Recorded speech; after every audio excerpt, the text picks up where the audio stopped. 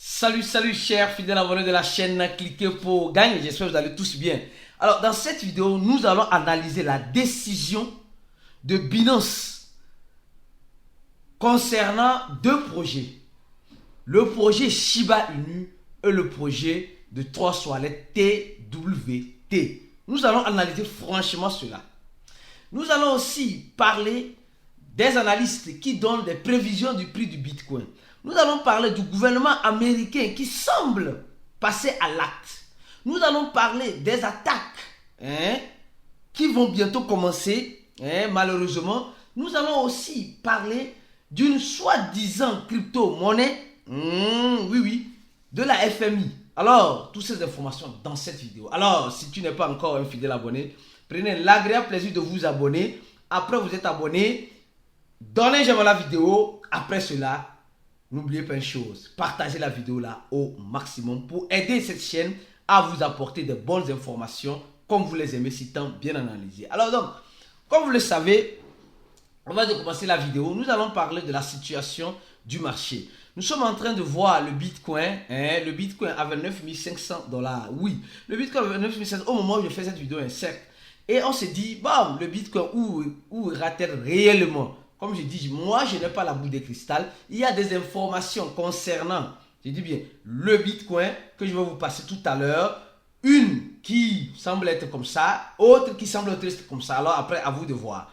Alors, d'abord, dans cette information, on nous dit ceci. Le gouvernement américain peut jeter sur le marché en quelque sorte plus de 1 milliard de dollars en Bitcoin. Oui. Donc, les gars, non, ici, non, désolé. On nous dit simplement le gouvernement américain peut jeter sur le marché selon l'équivalent de 215 millions de dollars, ce qui fait presque 1 milliard de dollars brésiliens. Alors donc, on nous dit simplement que le gouvernement américain peut passer à l'acte. C'est ça le plus important. Le gouvernement américain disait simplement qu'ils ont des stocks de Bitcoin qu'ils ont pris chez certaines personnes. Donc, ils disent qu'ils vont vendre. Ils vont vendre. Donc, il y a certaines personnes qui estiment que le gouvernement américain peut vendre le mois prochain 10 000 bitcoins. Oui, je crois bien, si tout va bien, le 26, bon, c'est des dates estimatives, le 26 mai. Mais on ne sait pas. Mais tout ce qu'on sait, c'est que le gouvernement américain détient beaucoup de bitcoins. Et il semblerait-il qu'on a commencé par voir des mouvements sur ces adresses que le gouvernement américain détient depuis longtemps, des bitcoins qu'elle a laissés en holding. Ils ont commencé par mouvementer cela et peut-être qu'ils sont déjà en train de quoi? En train de vendre. Peut-être c'est ce qui, je dis peut-être, c'est ce qui entraîne ces chutes des crypto-monnaies. Je dis peut-être, je ne peux pas confirmer ni garantir. C'est juste des analyses suite à cette information que je vous apporte. Alors, selon vous, vous pensez que le gouvernement américain va vendre tous ces bitcoins et au même moment où elle est en face d'un problème où sa monnaie fiduciaire est en train d'être refusée par de potentiels partenaires comme la Chine, comme le Brésil, comme la Russie, comme l'Inde, etc. Ces pays du BRICS, point d'interrogation. Et nous sommes en train de voir ce qui est en train de se passer. Donc, ça veut dire que le gouvernement américain est en train de vendre ou vendra plus de bitcoins sur le marché pour domper le marché. Ça, c'est une information. Maintenant, la deuxième information, c'est celle-ci. On nous informe aussi dans une autre information qu'un analyste dit que le Bitcoin peut arriver à 45 000 $ en mai. Pourquoi il dit le Bitcoin peut arriver à 45 000 $? Lui, il dit simplement que quelles qu'en soient les répressions, quelles qu'en soient les pressions que nous sommes en train d'avoir dans l'écosystème, on dit, comme on dit un adage souvent, qui parle bien de moi, qui parle mal de moi, on parle de moi. Je ne sais pas si vous avez compris. C'est-à-dire, il y a certaines personnes ici sur ces chaînes qui s'étaient désabonnées de cliquer pour gagner. Je donne juste un exemple. Désabonnés de cliquer pour gagner. Il y a certaines personnes qui apprécient notre travail. Il y a certaines qui n'apprécient pas, qui disent notre travail est mauvais. Ils se désabonnent, mais de toute façon, ils parlent de nous. Ils parlent de cliquer pour gagner. Donc, dans les deux sens, on parle des crypto-monnaies. Donc, on voit que le gouvernement américain est en train de chicoter les crypto-monnaies, surtout le Bitcoin, face à certaines répercussions, à certaines choses, certaines décisions qu'elle est en train de prendre et d'autres pays aussi sont en train de suivre le pas parce que c'est bon, je ne vais pas dire ça ici. les personnes qui se suivent, qui se ressemblent. Voilà. Alors, donc, vous avez compris. Donc, et au même moment, ils sont en train de parler du Bitcoin. Mal en bien, ils parlent du Bitcoin.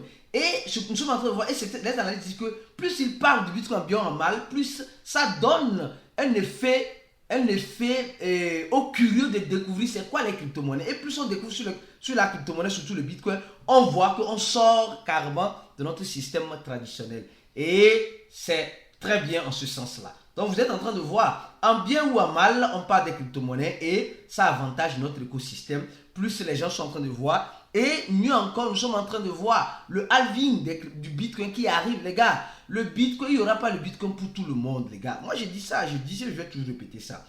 Il y a 92% des Bitcoins qui sont déjà en circulation. Il manque quelques millions pour que les 21 millions de Bitcoin, je crois 2 millions ou moins de 2 millions, pour que les 21 millions de Bitcoin soient en circulation. Et nous sommes en train de voir sur les 21 millions, les 19 millions qui sont déjà en circulation, il y a déjà des millions de bitcoins qui ont déjà été perdus parce que les gens là ont perdu leur clé privée. Donc ils n'ont plus accès à leur crypto-monnaie. Donc c'est vraiment un effet. La rareté du bitcoin va faire que tout le monde ne pourra pas avoir le bitcoin quand le nombre de la population mondiale qui investit dans les crypto-monnaies ou qui investit depuis dans la crypto-monnaie atteindra 10%. On n'aura pas de bitcoin pour tout le monde. Et ça va agir sur le prix comme ça agit bien sûr sur l'or. Parce qu'avant, quand nous prenons l'exemple de l'or, l'or était facile. Au temps de nos ancêtres, l'or était facile à trouver. Tu creuses un peu. Aujourd'hui, c'est difficile. Et c'est ça qui fait sa rareté et ça donne la valeur à cet or-là. Alors donc, le bitcoin aussi, c'est l'or numérique. Le millionnaire, le bitcoin, c'est l'or numérique. Et nous allons continuer la vidéo. Mais avant de continuer la vidéo, mes frères et sœurs, je vais vous dire une chose. On a fait cette vidéo-là. D'abord, on va parler de cette information. Celle-ci d'abord. On dit une crypto-monnaie, une soi-disant crypto-monnaie appelée FMI. Semblerait que cette crypto-monnaie se fait passer pour la crypto-monnaie de la FMI. On a vu tellement de scandales, tellement d'arnaques. Si vous n'avez pas encore regardé cette vidéo-là, les gars, allez la regarder. Franchement, cette vidéo-là, on a parlé de comment les gens tombent dans les arnaques de crypto, des fausses crypto-monnaies, des fausses app décentralisées que les gens vont télécharger et disent qu'ils sont en train. On a fait une vidéo parlant de cela. La vidéo là, si vous n'avez pas encore regardé, à la fin de cette vidéo, vous allez voir cette vidéo en cap, en haut à gauche. Regardez-la pour mieux comprendre. C'est le scénario qui continue, malheureusement. Nous sommes en train de voir qu'il y a certaines personnes qui pensent que tout ce qui brille, c'est de l'or. Comme il dit ici, ce n'est pas parole d'évangile aussi. Quand vous dites quelque chose, faites vos propres analyses et vos propres recherches afin de découvrir mieux et prendre de bonnes décisions qui vous arrangeraient. Alors, nous sommes en train de voir que la monnaie, il y a une monnaie qui est sortie, on dit, c'est la monnaie de la FMI. C'est la monnaie de la FMI. On dit une crypto-monnaie supposée être la crypto-monnaie 2.0. Nous avons vu plusieurs crypto-monnaies naître ici devant nous. Et nous avons vu malheureusement ce qu'elles sont devenues. On a vu la crypto-monnaie, ceux qui disaient qu'ils minaient même les CBDC là. On dit ça en est où? Les gens ont miné des CBDC dans ce pays. On dit ça en est où les gars? Dites-moi. Pour vous dire simplement, aujourd'hui, on utilise le nom du, c'est pas moi, le nom de quelque chose, voilà, que les gens utilisent communément et on crée une crypto-monnaie derrière, faisant passer cette crypto-monnaie comme si c'est la crypto-monnaie de l'entité que nous connaissons habituellement. Supposons qu'on dit l'Union Européenne va lancer son CBDC, alors tout le monde connaît l'Union Européenne, alors on va dire l'Union Européenne a créé une crypto-monnaie qu'on appelle le EU, le EU coin. Je dis le EU coin, on dit c'est la monnaie de l'Union Européenne. Or réellement, l'Union Européenne n'a pas lancé sa crypto-monnaie. Donc c'est pourquoi il dit nous devons faire très attention. Dans notre écosystème de la crypto-monnaie, franchement, vous devez vous former. Et ceux qui veulent se former, ceux qui veulent avoir des bonnes bases, le premier lien qui se trouve en description, le lien du cours, vous appuyez sur ce lien là directement, vous allez faire notre cours. Le cours qui est en ligne, c'est un cours qui est en ligne, d'accord? Et qu'est-ce que ça vous permet d'avoir? D'abord la gestion du risque, d'avoir des stratégies, le BABA en crypto-monnaie. Ceux qui veulent apprendre le trading futur, le trading spot, le copy trading et tout ce qui va avec toutes les options de trading, toutes les vidéos se trouvent dans le message épinglé dans notre groupe VIP. C'est un groupe d'investisseurs fermé. Je dis bien, un groupe d'investisseurs fermé. C'est des gens qui veulent le privilège. Et mieux encore, nous aidons ces investisseurs-là à préparer leur mindset à n'importe quelle éventualité dans cet écosystème de la crypto-monnaie. En organisant des chat voice au moins une fois par semaine où nous parlons de la situation du marché, nous parlons de la sécurité, comment sécuriser ces crypto-monnaies, comment éviter de tomber dans ces genres d'arnaques. Mon frère, ma soeur, si tu es intéressé, le lien se trouve juste en dessus de la vidéo. Clique sur ce lien-là, tu vas remplir ce formulaire et tu vas payer simplement $80 pour minimiser le risque et être en sécurité, les gars. C'est très important, oui. Alors, autre information, comme je l'ai dit, ceux qui sont abonnés à notre compte Twitter, cliquez pour gagner, vous allez voir le compte vérifié ou cliquez J, vous allez voir un compte vérifié, d'accord? Abonnez-vous à notre compte Twitter. Nous avons informé notre communauté récemment que quoi? Il y a le data center de TradingView, la plateforme de trading où tu logs avec ton email et ton mot de passe. Les données ont été fuitées. Il y a plus de 50 millions d'utilisateurs dont leur email a été exposé. Donc ça veut dire simplement à partir de peut-être en ce moment-là, vous allez commencer par recevoir, si vous utilisez beaucoup, vous avez un compte sur TradingView, vous allez commencer par recevoir des emails et des phishing en vous faisant croire que tu as gagné ou telle crypto-monnaie, en te faisant croire beaucoup de choses et malheureusement, les gens vont encore tomber dans ce piège-là. Or, nous qui nous retrouvons dans ce groupe, ceux qui ont rempli ce formulaire, on paye $80, on vous aide à éviter de tomber dans ces genres d'arnaques. Oui, chaque fois, c'est pourquoi nous parlons de temps en temps de sécurité. Ça ne sert à rien d'avoir assez de crypto-monnaies et ne pas savoir sécuriser ces crypto-monnaies. Tu vas apprendre, je dis bien, tu vas apprendre à minimiser le risque. On ne dit pas que le risque zéro n'existe pas. Mais on aide les personnes qui ont suivi notre cours à minimiser le risque, à être prudent comment être prudent et comment faire pour éviter ce genre de trucs. On donne toutes les stratégies nécessaires, souvent dans le chat voice ou dans les audios dans notre groupe VIP.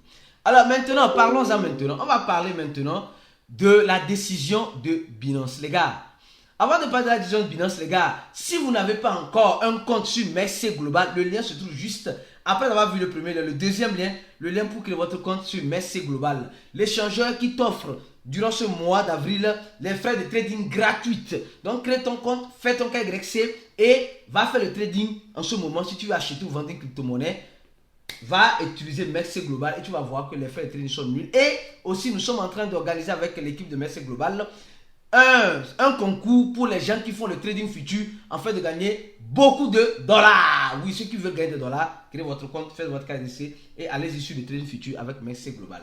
Alors, la décision de Binance en ce moment, les gars, c'est une décision un peu dure.